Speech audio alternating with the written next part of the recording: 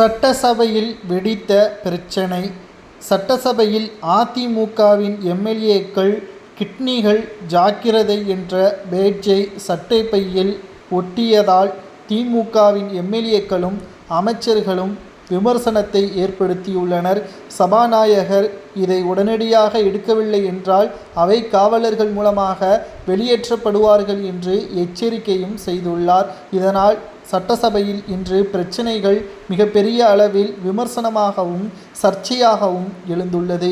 சற்று முன் கிடைக்கப்பெற்ற மிக முக்கியமான செய்தியை இந்த வீடியோவில் நாம் பார்க்க போகிறோம். தமிழகத்தில் கடந்த சில மாதங்களுக்கு முன்பாக மருத்துவமனைக்கு சென்றவர்களது கிட்னிகளுக்கு பாதுகாப்பு இல்லை.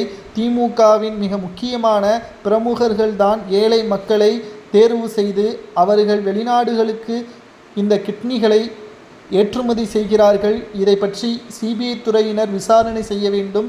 தமிழக காவல்துறையினரும் தமிழக அரசும் இதை மக்கள் கவனத்திற்கு கொண்டு செல்லாமல் பல்வேறு திசை திருப்பக்கூடிய வேலைகளில் ஈடுபடுகிறது என்று எதிர்க்கட்சித் தலைவர் எடப்பாடி பழனிசாமி அவர்கள் கேள்விகளை கேட்டது சரியா என்பதை பொதுமக்களாகிய உங்களது கருத்துக்களை கமெண்ட் வாயிலாக கூறுங்கள். அது மட்டுமல்ல, தமிழகத்தில் நடக்கக்கூடிய பிரச்சனைகளில் திமுகவின் நிர்வாகிகள் எப்பொழுதுமே தொடர்பில் இருப்பதாகவும் காவல்துறையினர்கள் அவர்களது வேலையை முழுமையாக செய்வதற்கு முன்வந்த போதும் கூட திமுக நிர்வாகி என்ற காரணத்தினால் மேலிடத்தில் இருந்து காவல்துறை அதிகாரிகளுக்கு அழுத்தம் கொடுக்கப்படுவதாகவும் சட்டசபையில் எடப்பாடி பழனிசாமியின் கேள்விற்கு பதில் கூற முடியாமல் ஸ்டாலின் அவர்கள் அதிர்ச்சியடைந்துள்ளார்.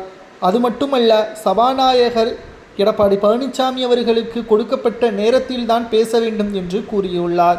நாங்கள் பேசும்பொழுதுதான் நேரலையை துண்டிக்கிறீர்களே, மக்களுக்கு எப்படி கேட்கும்? அவர்கள் எப்படி தெரிந்து கொள்வார்கள்? ஆளும் கட்சியாக அதிமுக இருந்த பொழுது நேரலை துண்டிக்கப்பட்டதா?